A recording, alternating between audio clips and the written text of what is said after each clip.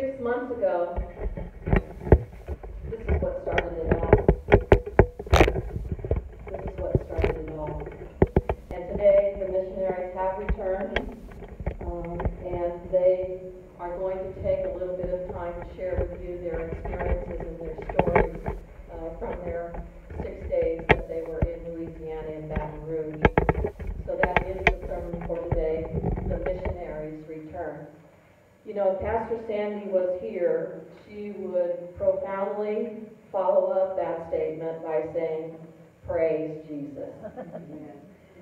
So please join me in saying it for her and saying it loud enough for her to hear in California where she is this morning. So I'll say, the missionaries return.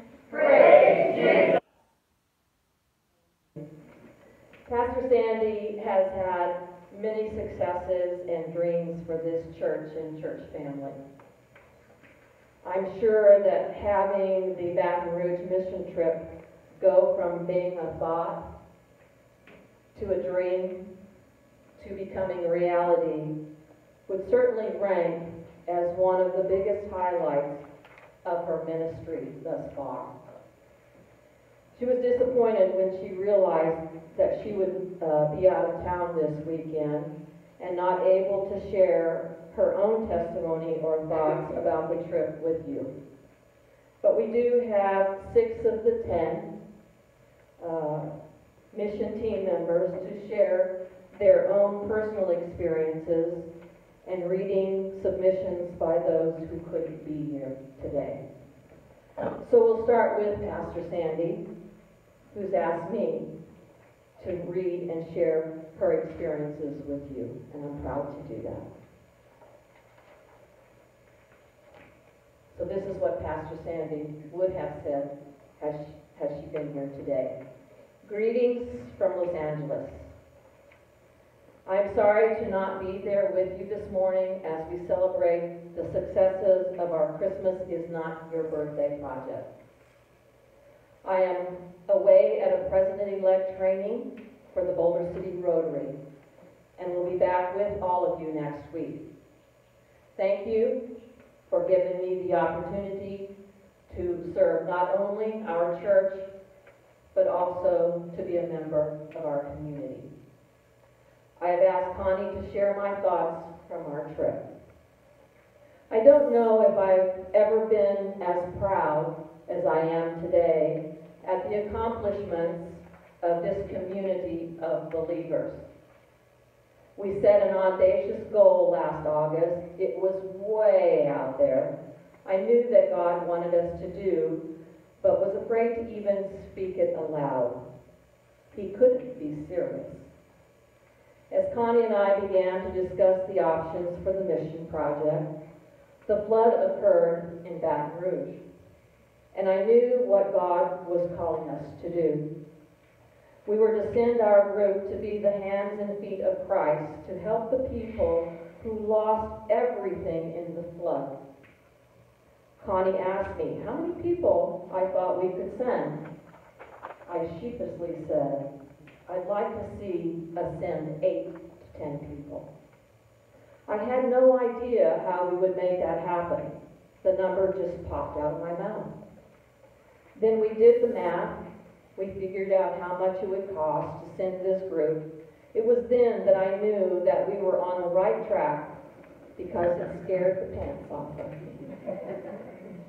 I was confident that to reach this goal would require God's intervention, and I eagerly waited to see how God would enact this miracle. When God calls and we are obedient in answering, we leave room for God to perform miracles. What a blessing that we were all a part of this miracle. All of us involved in the project became Christ just for a bit. From those who gave up a gift last Christmas to those who gave the gift to their family and friends. Some of our people donated cash, some airline tickets, and others lifted us all up in prayer. Some made the phone calls, planned the budget, organized the trip, then double-checked the plans and had everything in a beautiful notebook so that we could have a smooth trip. And then there were those who drove us to the airport at the crack of dawn last Wednesday, and those who picked us up Tuesday night. And I can't forget the people who gave up a week of their time to do the back-breaking work required of us. Jesus asked that we treat others as we would want to be treated. And I know that if I ever lose everything in a flood or other natural disaster, I would want our team to come and help, to put my world back together and show God's love in very practical ways. Our team demonstrated Christ's commandment from Philippians 2, that we were to do nothing from selfish ambition or conceit, but in humility regard others as better than ourselves. We are called to take care of the interests of others, not ourselves. We are called to imitate Christ in taking care of those who are hungry, those who are thirsty, and those whose homes have been overtaken by floodwaters. Just as we have done for our neighbors in Baton Rouge, we have done for Christ. The long days full of painting, nailing, sawing, sweeping, carrying, cleaning, cooking, organizing, hoeing, digging, raking, all the work that we did was done for Jesus Christ, not Jason Hunt, not the elderly man in the new trailer, not St. Andrew's United Methodist Church. The recipient of our gift was Christ himself. Nice work, Boulder City United Methodist Church. Nicely done. Okay.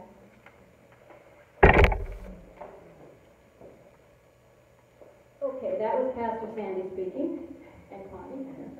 And now this is Leisha speaking. Leisha is back in Seattle caring for her family, but she sent this email for me to read in church to you.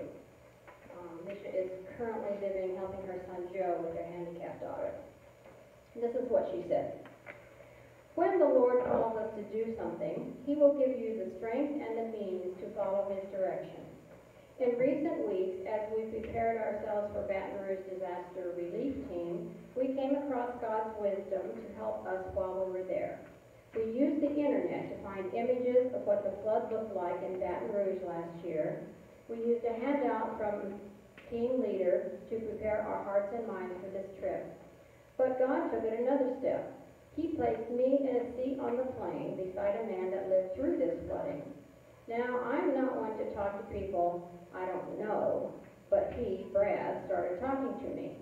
When he heard we were doing a mission project in Baton Rouge, he just opened right up about how he and his family survived that flood. Brad showed me some pictures of his home and the area around them. We talked about how in just a few seconds your life can change forever. Everyone in the flooded area lost almost everything, but even those who didn't flood had friends and family who did.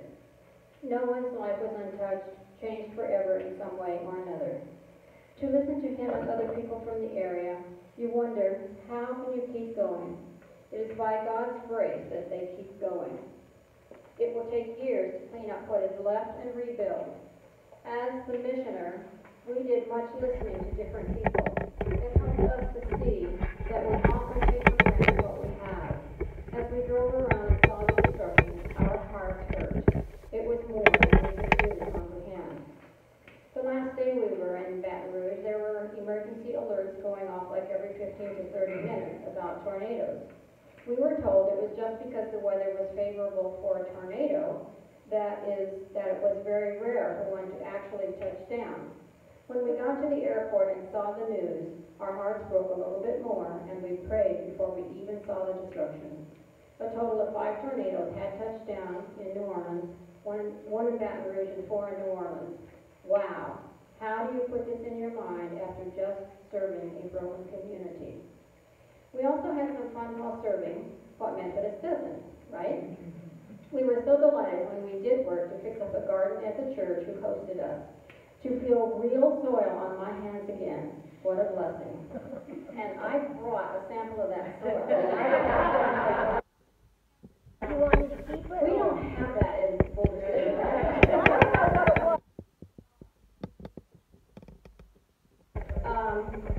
To feel real soil on my hands again, what a blessing. And to sit in the evening and talk to others on the team and to get to know each other better. On both projects, I served on ranch rats, and with Habitat, we were greeted with love and appreciation, good humor.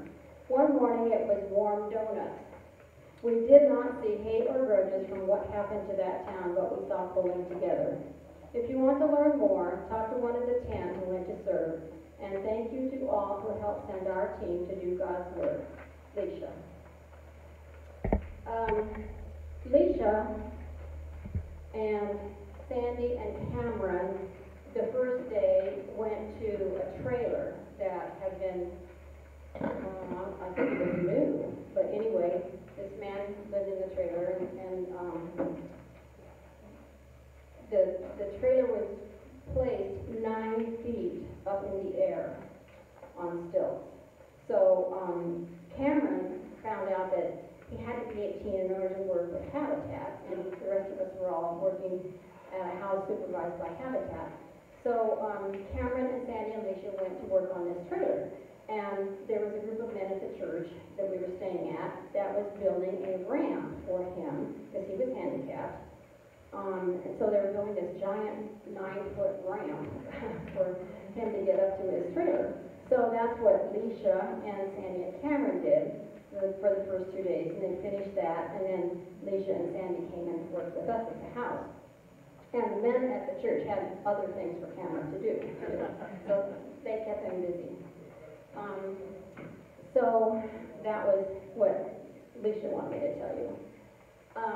Now, I'll put my hat on. Now I'm Pat. We went to a house that was supervised by 2 or 3 Habitat people. They were telling us what to do. It was a real house that had been flooded. It wasn't a Habitat house. The people actually had lived there. And what a blessing, we got to meet the man who lived there. The very first day that we came, he was so happy that we were there. He brought us warm donuts.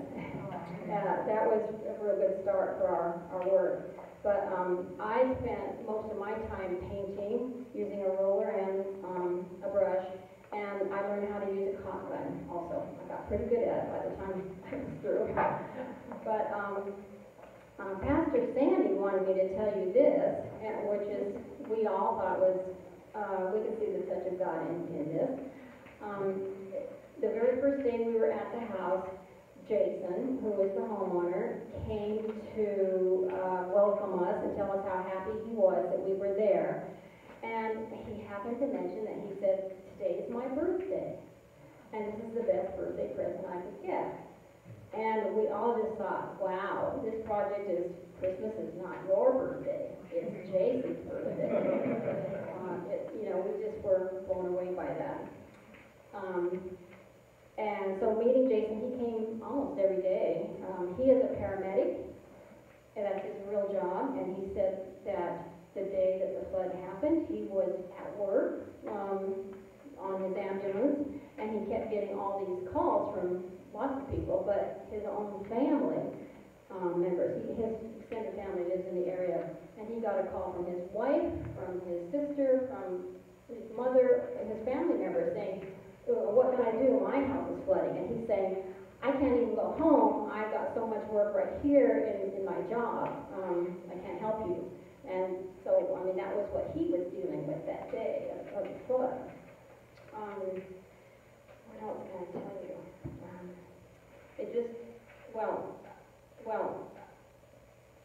So we got to work on his house, and meeting him was just made it so much more personal. His family, his wedding picture is on the front of that bulletin today. He had his wedding picture on his phone, and we never got to meet his wife and his children, but he did show us a picture, so Sandy decided to put it on the bulletin this morning.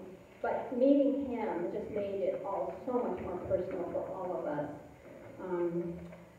There were sometimes when I was in the house working, I had to clean out the shelves, the closet shelves, before we could start painting them. So a couple of times there were some very personal things way in the back of those shelves that had been missed before. The house was pretty much empty, gutted, but they had missed a few things. One of them was there were 2 BB guns on this little boy's bedroom closet shelf, and they had missed those, and then on the bottom of the handle was his son's name. And after I met him, you know, it just helped me picture this whole family so much better. So I just felt like when we were in the house and doing all this kind of stuff, it was really very personal and almost a little bit sacred that we were doing this work for them in their private spaces. And then we finished painting the house, pretty much. I'll let the rest of them tell you what part they did, but the last day we were there, Jason told us that they were hoping to move in the next couple of days after we left. And I was incredulous. I said, "You're kidding?" I mean, they would be actually camping out. They didn't even have a kitchen sink yet, but they were so anxious. They had been living with relatives since August, and here it was February. And they've been waiting all this time for someone to come and, you know, get their house ready. So they were so anxious to move in that they just said, "We don't care. It's livable now. We're just going to move in and deal with it." So that's my part. Okay. Who's next? Okay. Okay. Oh, I want to say one more thing. I do have a new awareness that I'm not as young as I used to be.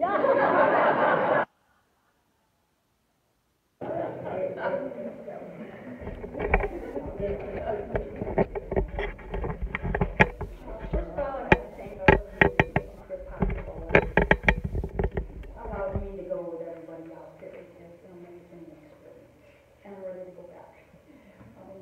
I learned painting, which I've never painted before in my life, so I learned how to paint with a roller, and I learned how to paint with an extension pole, and I also learned how to do the trim with the paintbrush up by the ceiling. So God's hands were with me, let me tell you, because I didn't know anything about it. I would like to tell you a little bit about one of the supervisors, Nelson. He is one of the 2 supervisors from Habitat who was running the whole program for us. And Nelson's married. He's from Honduras, and he's a bit of a perfectionist, and after my own heart. One of the days, just before lunch, I did not hear, of course, anything different, that we were all breaking for lunch, and so then when we broke for lunch, Nelson came in the back to find me because I wasn't out there with everybody else. And he told me to grab a little paint bucket and a paintbrush and follow him. This is Nelson's job every day. He really takes his job seriously. And so we went around and checked every door and all the trim around that was done that morning. And he had me touch up little spots here and there that we all thought we did a terrific job. It was not up to his standards. I'm telling you, if my house was ever flooded or had a problem, I would love to have him be working on my building. Just a terrific guy. Okay, now I would kind of like to take you all to Baton Rouge, where we were at and what was going on. This first day here, as I told you, Nelson was pretty much of a perfectionist. And he would start each day by telling us that, you know, take your time and do the job. Just great. So this, you're going to wonder why I'm saying this. But anyway, at lunch the first day, Dusty and I were sitting on a cooler on one side of the driveway, and Pastor Sandy's sitting across from us on the other side of the driveway. And when she finishes her lunch, she puts her yogurt down, and Dusty and I are throwing our orange peels at the yogurt cup, trying to make that. And so once I made one in there, I went and got Nelson. And I said, "Nelson, you've got the rest of the lunch hour to make a orange peel in the bucket, or I'm the new supervisor for the day." Okay, after lunch, then Nelson put me in the back room and had me clean the shelves off up there in the closet, and he wanted me to paint them in place. I said, okay, how am I going to do this? There's nothing in here to clean with. So he gave me a 5-gallon bucket and said, go get some water in that and I'll get you some rags. So I went and got this much water in the bottom of the 5-gallon bucket, and I'm bringing it back, but as I'm getting to the room, I can see Nelson around the corner, so I go behind this bucket. Nelson! So he comes zipping around the corner, and I pick up the bucket. It looks peculiar.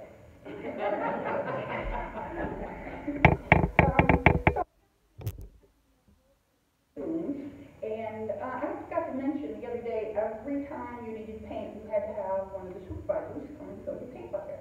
So I was always saying, Nelson, I need more paint. Nelson, I need more paint.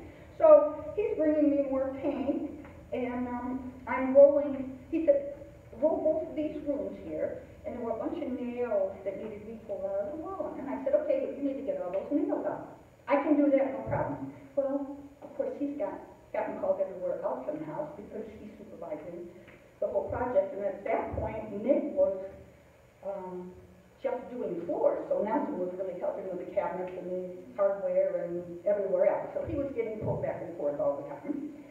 And so the third time I asked him for paint, and he said, okay, I'm going to give you $5 worth of paint this time because I'm really tired of coming back in here all the time.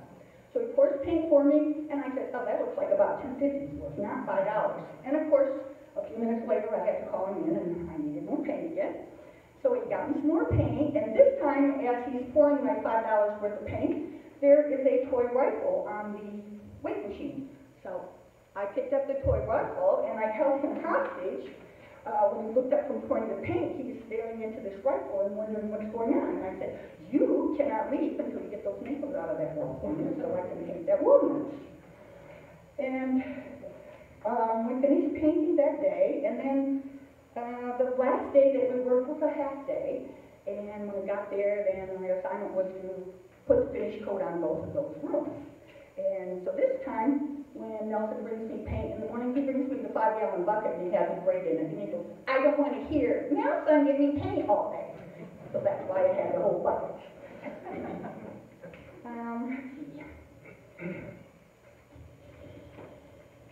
Okay, once we got all finished with that, then the day was just about over with. And so I asked Nelson what I could do next. And he said there was not enough time to get anything else done, because you guys were leaving here shortly. So just go clean up all this stuff. So on the way, he's picking up other paint buckets and paintbrushes, and he's handing them to me, and he goes, please, take all these out, just go out back and wash them.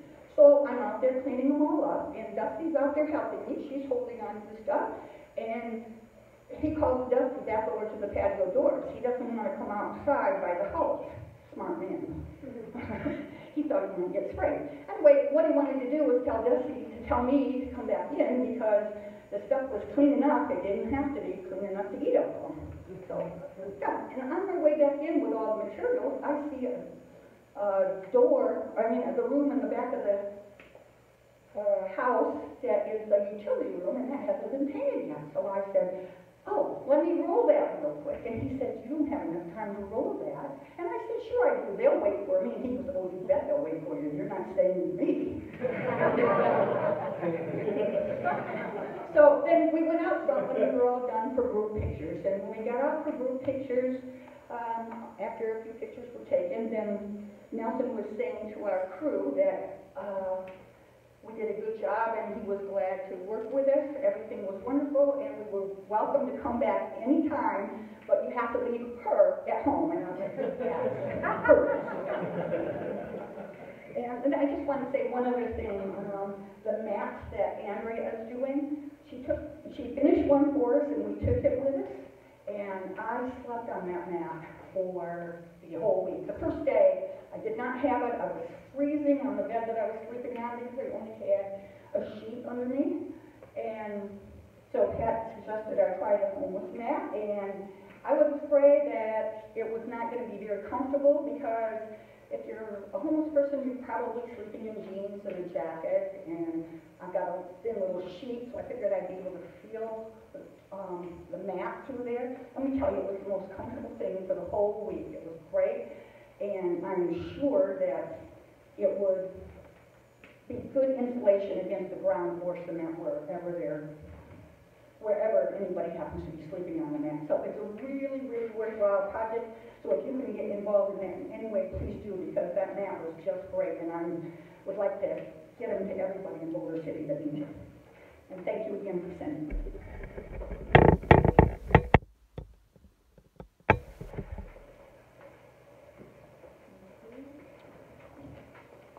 Okay, so I'm Kathleen Wood, and I'm going to read JJ's submission. He wrote, "In December, Santa with the mission team. Initially, I hesitated, but she gently kept at me. She said that my main task would be to cook for the team. With that, she appealed to my vanity and my passion. I agreed to go and cook for the team. I also was the driver and transporter. Prior to the trip, I dealt with quite a bit of anxiety related to the unknown. Connie wasn't given information about our host church or the facilities that I would have at my disposal until the Sunday prior to leaving. I prayed and worked hard to relieve my anxiety. The comforting realization that I received from my prayer was that whatever I was given, I would make it work. Yes, all my pre-work was about me. It wasn't until getting into the trip that I got out of self and realized that what I was there for. Shortly after getting to the host church and meeting our host on Wednesday evening, I had to go out and get instant dinner and breakfast and lunch for the team. For me, it was really hustle and bustle for the first night and the next morning. After I got the team off to their work site, I was able to slow down, shower, plan, and shop. It wasn't until that first afternoon when I picked up the team and they returned to the church that I realized my mission to take care of the team. They returned tired and sore. It was my honor and blessing to be able to provide snacks and then dinner for them. They didn't have to worry about a thing. When they returned from a hard day's work, they were done. In the morning, I would get up before everyone to set up breakfast and make sandwiches for lunch. These were the times when I went to work. The workers were very generous and would offer to help with meal prep and dishes after. But again, I took it as my mission to free them from that work. I had a very welcome break from the men's group at the church that they had cooked a spaghetti dinner for Emmaus training and prepared enough to feed us. They also cooked and served us breakfast on Tuesday morning, along with a devotional. This mission trip was truly an eye-opener for me. The first day I transported the team to their work site, I went to the home. It was obvious that there had already been a lot of work done, but there was much more to do. It was then that I realized the total devastation that the flood victims suffered. Traveling around the community, there were piles of debris from repairs in many yards. On Sunday, we attended service at our host church. In the children's time, the pastor incorporated us into the message. He spoke of the continued effort to provide aid to the community and the church's outreach of first aid kits. The pastor said that there were still 2,000 families still living in hotels.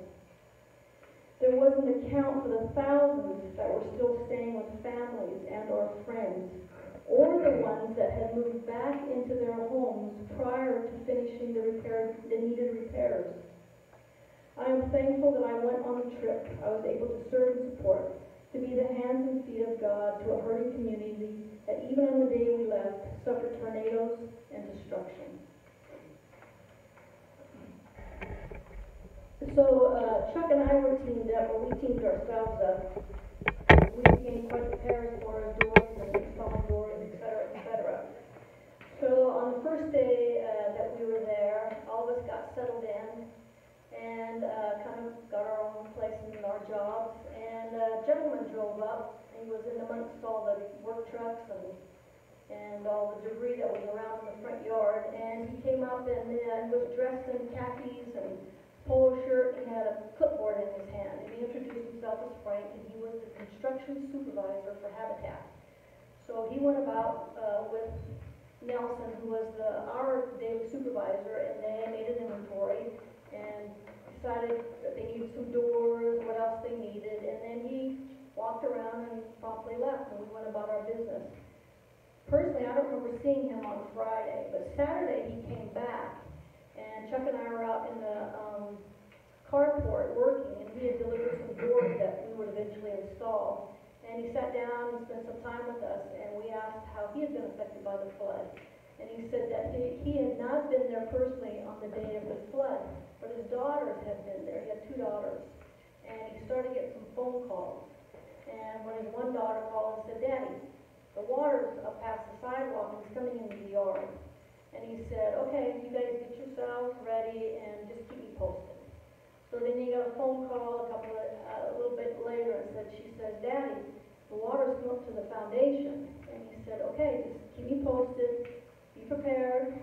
So a little while longer, he got another phone call, and she said, "Daddy, the water's starting to come into the house." So he told her to get the shop vac, get all the towels, all the blankets that are available to you, and start mopping. Get everything, just try to keep ahead of the water. So he didn't hear from her that night. And then in the morning, he got a phone call, and she said, "Man, it was a rough night. We just kept mopping up, and I was just about ready to give up. We all were about ready to give up." And then the water started to recede. So then he was able to help his family, because although he wasn't affected personally, he helped his family. And now Habitat, he was telling us that Habitat, who was pretty well known for building new homes, they now become part of the rebuild. And he was saying that they always have an abundance of volunteers when they do their new builds. Now they can't get enough volunteers because there's just not enough people to do all the work that needs to be done. So one of the things I thought was interesting as far as the volunteers or supplies is concerned is we seem to be short some supplies. So we asked them, "What about supplies? Is it hard to get supplies?"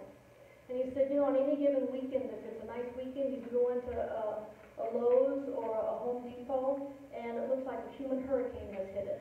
All the supplies and materials are gone. And so you can't get what you want. So everybody's trying to do their own work or trying to get stuff for, contractors. So that morning, he had come to pick up doors and some other supplies, and he had spotted a whole pallet of doors. And he told the guy he was working with, "I want those doors. I'm going to write a check right now, put my name on them." So he had taken them as his own. The volunteers, like I said, I think one of the most amazing things that we heard was, you heard about people talking. We had some people in here from New Orleans, or we had some people come over from Mississippi. When we got ready to leave, there were a couple of gals from Missouri that were checking out the facilities that we were in to see if they were going to come and volunteer. But what was interesting to them and amazing to them was that a small group of people, excuse me, from a very small church in southern Nevada had taken their time and their resources and given to them so that we were able to go with them and be with them in their time of need. And that was a great gift to them. And they just couldn't believe that we had come so far. So I think we represented them well. And personally, I didn't know what to expect when I went. I was kind of open-minded, and it was the greatest experience I've ever had. Thank you. Thank you, Kathleen. And this would be my working partner. It's my turn. I have a laptop computer that I'll set up in the closet out here with about a little less than 7 minutes of pictures and video from the trip. Please take a little time and look at that. There is a video of us making a presentation to Jason that will just touch your heartstrings. We were all crying. Sandy had to hold Jason up. He's the homeowner, if you remember, because he was so moved by the work we had done for him. It was a very humbling experience for me. I wasn't sure what to expect, didn't know what to do, and we had 2 Jesuses with us. Nick and Nelson. We've talked about them before. They were the project lead supervisors. I call them our handlers from Habitat for Humanity, and a pair of very useful and helpful friends. They were the foreman or job leaders for Jason's home restoration. They were passionate about their work and wanted the job done right, not fast. How many times did they tell us that? Don't do it fast, do it right. Make it as though it's your home, which we did. All of us worked hard as though it was our house. They were very strict about being safe at all times. They made us wear masks. They made us wear glasses or goggles. And we got paint all over us for some reason. I have no idea why that happened. They used a lot of things. I lost my place here. They work with new crews all the time. And to be as passionate and consistent as they are in training, they're constantly in a training mode, training everybody every day. Kathleen and I got paired up to work on doors, window sills, baseboard molding installation. On the first day was a lot of training in the morning. He showed us the right way to do things. This was both Nick and Nelson. They were Siamese twins. If you didn't see one, you saw the other. And they sounded a lot alike, even though they didn't look a lot alike. They sounded a lot alike because they kept telling us, do it right, do it right. And then once we got shown how to do things, they helped us remove the old front door, which was an interesting trick, and install a new one, which was even more of a trick because we had to saw it down so it fit in the old spot. It was a lot of customization in this job. And in the afternoon, they just kind of turned the two of us loose and said, go install that door, put in this molding, do this baseboard, those kinds of things. On the second day, we got shown about baseboard installation in the living room, and then we were left alone to crawl around on the floor, Kathleen and I, and install baseboard without the floor being there yet. They came and installed the floor the day later, which we thought was very interesting. It can be done, but it was an interesting proposition. And what was neat about it is both Nelson and Nick realized the effort that Kathleen and I were doing and how independent of a team we were in getting the work done, and a very strong work ethic, that's hard to say. On the third day, this would have been Saturday, Nick asked us to install the outside door on the storage unit without any supervision. He just said, there's the door, go do it. And then he said, by the way, while you're doing that, we have some molding that needs to be installed here. We need some trim done there. We need another door installed over here. And he was just giving us these instructions and then walking away from us to go help somebody else, which was just absolutely wonderful. We just felt very humbled and pleased by these foremen that are used to working with people of all skills and abilities to realize our ability and to let us get our job done. And he'd come by and say, oh, that's a great job, or that's a good job. Then one time he commented to us about the AmeriCorps crew was there to help us, 5 young men. The youngest was 20, and I think the oldest was 25 or something like that. Young kids. And their work ethic was a little different than ours. And they installed the back door, and Nick came around and he says, they didn't do a very good job on it, I want you guys to fix it. So Kathleen and I got to fix the back door so that it closed properly, and we could lock it that night so we could leave the premises, which was a very interesting thing. So I felt very blessed by Jesus for the opportunity to do the work at Jason's home. And the two leaders, like Nick and Nelson, who recognized independent and hard work by all of us. I was very pleased to be recognized as a good team player and a diligent, competent, and detailed worker. I think all of us were that way, passionate to do our work. If you see some pictures, you'll recognize that. Especially in Pat. She seemed to like to really play with paint. And somebody liked to be in the closets all the time.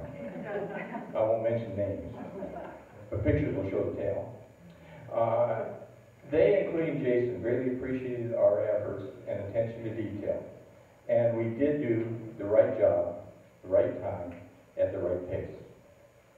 Jesus led me to this effort and guided me through the tasks at hand.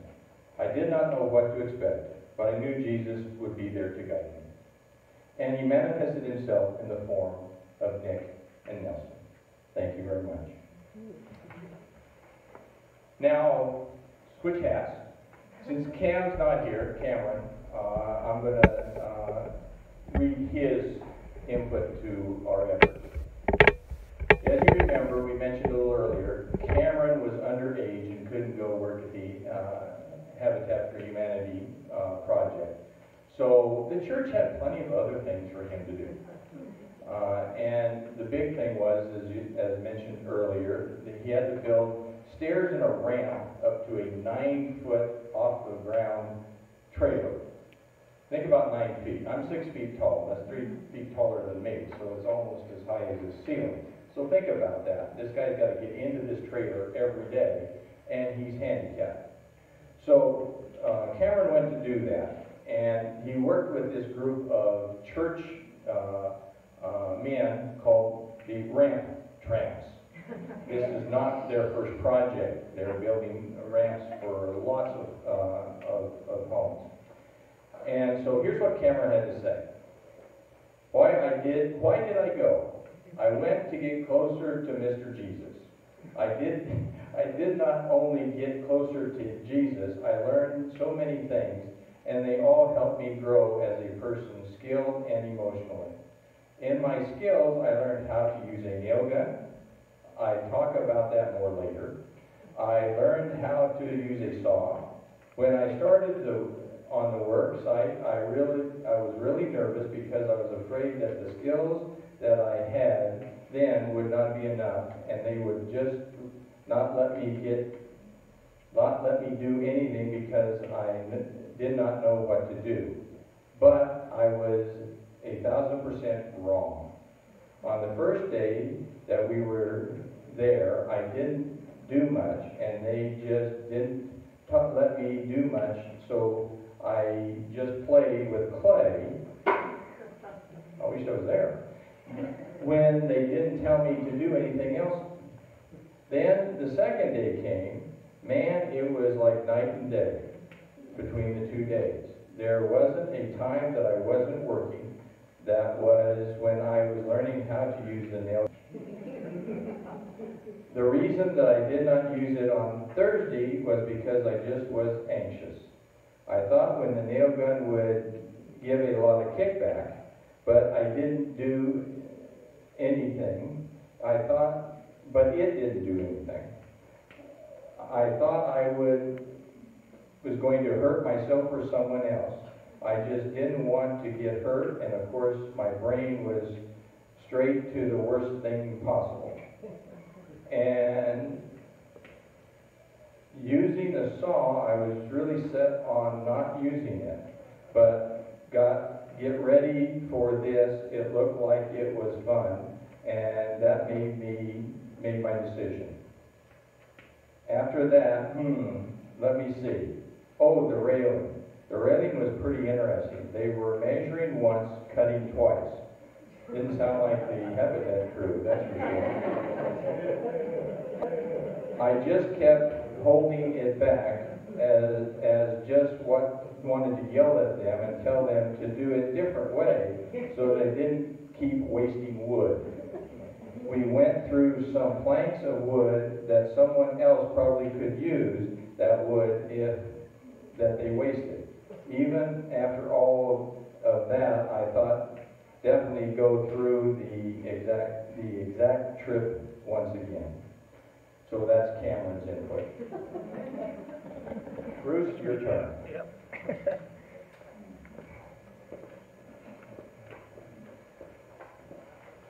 I think all of you are familiar with the term age before beauty. You either perpetrated it on someone or you've been a victim of that statement. I'll explain a little bit about that.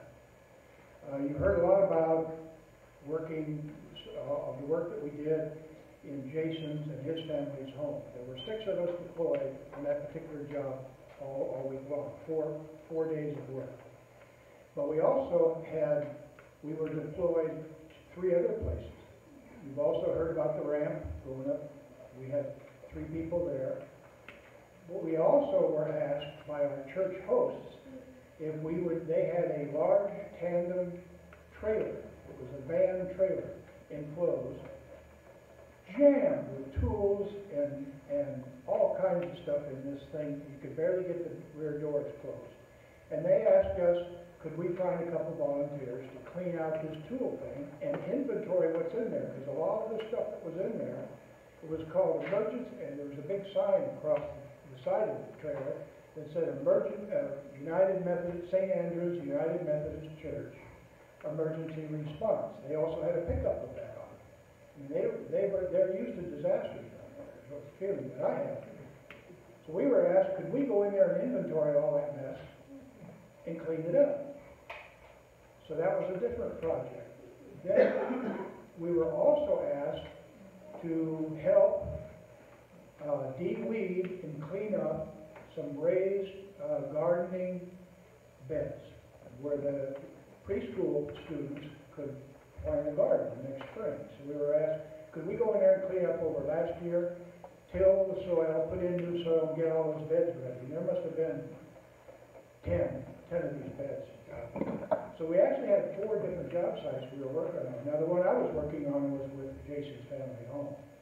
And the thing I want to share with you about Age Before Beauty, I'd like to talk about the work a little bit. Our crew, the average age of our crew was 63 years old. Now that kind of speaks for about the average age of our congregation. Second day on the job, and Chuck filled you in on the details, so did Kathleen and Kay. We worked. The first day, Nick and Nelson kept us busy. We did what they told us to do, and this house was 3 bedrooms, had an exercise room, living room, dinette, kitchen, utility room, million closets, and in 4 days, we painted that house inside 3 coats. Base coat and 2 finish coats. The only thing that was in that house when we walked in was that Habitat had come in and it had been mucked out. There were no floors. The original old concrete floors were there. And the only thing that they had done, everything was stripped in the house. It was empty except one toilet that all of us could use, the one holder. And so we started out, he said, we need to paint this house. All of it. Every closet, both bathrooms, all the bedrooms, the living room, all this stuff has to be painted 3 times while you're here. So 4 of us some of us were on brush. I was a brush detail. We had rollers. And if you didn't move fast with the brush, the rollers would get you. So we had to move. And at the end of the day, the first day, we poured ourselves back into our living quarters. We were exhausted. And that was the 6 of us on that job. Next day, same thing. But the next day, the second day, in came the AmeriCorps guys. There were 6 of them originally, and the youngest was 20, and they were all below 30, so you can see what the average age was for that crew. And we started working with them, so now you had 6 and 6 more, you had a dozen people ricocheting through the house trying to get the work done. And Nick and Nelson are trying to keep us all busy. And I sensed on the 3rd day in the morning that Nick and Nelson trusted us. So all the painting, they just left us alone. We knew, they told us what needed to be done. We just went and did it. And then there was no whimpering, no nothing. We just went and kept our head down and did all this work. The afternoon of the 3rd day, there was a requirement that you had to take a break in the morning for 15 minutes, and a break in the afternoon, and a half-an-hour lunch. Well, JJ had made all of our lunches, so we were okay. The AmeriCorps crew that was there, they had to leave and go buy their lunch at Burger King or wherever. We're sitting there on the 3rd day, and Nelson, our Honduras guy, spoke to us in this Latino accent. And we were all sitting, and we were tired, and he was tired too, keeping up with it. And he says, you know what? He says, you guys are good. He says, you're really good. And we didn't expect this. It just came out of the blue. Nobody was, he just thought about it. He just kind of looked at us, kind of like with this amazed look. And then he said, you're old.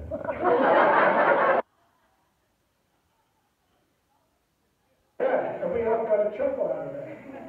But then he went on to say, while we were having lunch, that you're the best crew that we had so far. Yeah. All the crews, you're the best. You guys really get it done. And that really gave me goosebumps and made the other day and a half easy. But let me just end with this. All of the names that we're trying to remember here today. Our host church, we worshiped with them, we worked with them, they were wonderful hosts. We got to know their names, they got to know ours, from Boulder City, Nevada. Oh, that's next to Las Vegas. Oh, okay, we kind of know where that is. They actually knew where Hoover Dam was too. I'm not kidding them. But what happened is when I got on the plane and coming home, I got to thinking, they're going to forget our names within a week. They won't remember any of our names. We won't remember theirs. Maybe 2 weeks. And about 6 months from now, they'll forget exactly where in Nevada these guys came from and what was the name of that church again. But the thing that they won't forget is the work. We left the work behind. Jason and their family, when they look at those walls, they look at the doors that Chuck and Kathleen put together. They did a marvelous job. Nick and Nelson had to stand out of the way and let them do it. And we did a pretty good job, 3 coats in 4 days.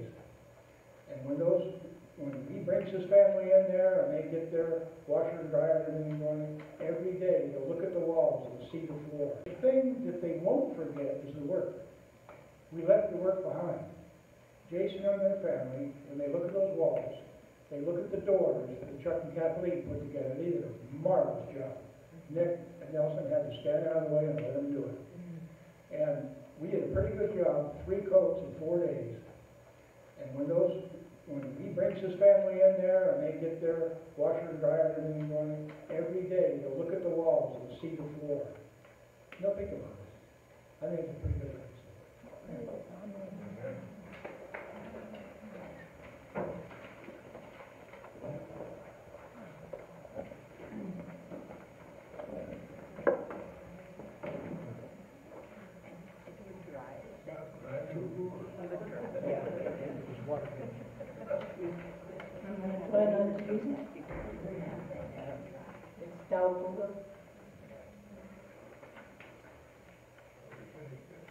Pastor Sandy asked me to talk about an experiment. On the last full day, we were at the church, and you heard a little bit, Bruce described it a little bit, and it's called the tool tray. And all we knew was it was large, enclosed, white utility tray. Name on the side was Louisiana United Methodist Disaster Response. It was logoed with the outline of Louisiana overlaid with the United Methodist cross and flame. And the inscription was, "Do unto others, Matthew 7:12." So, Kay and I had actually, I was the latest one getting out to the garden spot, because the night before we kind of talked, well, we'll have one group work the garden and another group work the, at the time we were calling it the tool shed, because they found out it was the trailer. And Kay was out helping Pat, I believe, try to get a rather stubborn bush out of one of the garden beds. And I came out and I thought, well, where can I help? So I saw them struggling, so I went over to help with the ultimate defeat of the bush. And then Kay and I kind of stood up and we both looked around and she said, "Are you on the tool shed?" And I said, "Well, I said I'd go wherever I was needed." So we took off and discovered that Craig was there, and he was the guardian of the keys to the tool trailer. So Kay and I were the first to start this project, with the instructions from Craig to open all the new items and remove their packaging, followed by inventorying the trailer. I'm going, thank you, Lord, I'm not painting today. We opened the trailer, however, and wow. Tools used and new, packaged in full or in part, front to back, big and small, most of it needing organization or reorganization, besides unpacking and inventory. Kay and I jumped right on it. Of course, we both knew how to organize. We're women. Until we began to realize we had to mesh two different approaches. Yeah. I'm laughing, and all the crowd that came in and out a few other times kind of said, okay, we're leaving. But we did ultimately mesh our approaches and actually became very good friends in the process. Excuse my shaky hands here, but well, now I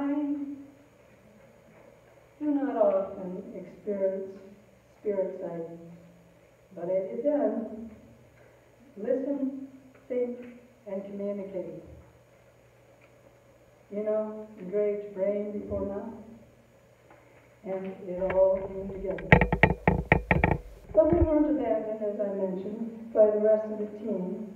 Early on, several came over to offer help after they finished at the garden plots. But both Kay and my declamation, as well as their own observations, allowed that it was a two-person task. Later, we did seek help for putting together two large items, definitely large items, because some of the package items we pulled out of the trailer so we could work with the smaller items and the tool chest and getting things organized were as follows. We actually went and sought help, and the dry board lifter and the miter saw stand in particular went in, and the first person we touched was Bruce, and Bruce was feeling greatly the projects that he had been doing, climbing up and down, paint. I knew paint, but I got to stand on the floor most of the time. But he came out and he graciously tackled that dry board lifter alone, as well as afterward he instructed me on how to collapse it so that we could put it in the trailer, because it has a crossbar and a lifter bar that all has to be secured and taken off. But in addition to Bruce stuck around. You got Chuck and Gray all came out and they all constructed together. I didn't stay to watch how they worked together. The miter saw stand, but it all came together. Ultimately, the trailer was unpackaged, organized, inventoried in time to clean up for our special going out to dinner that night. Praise the Lord.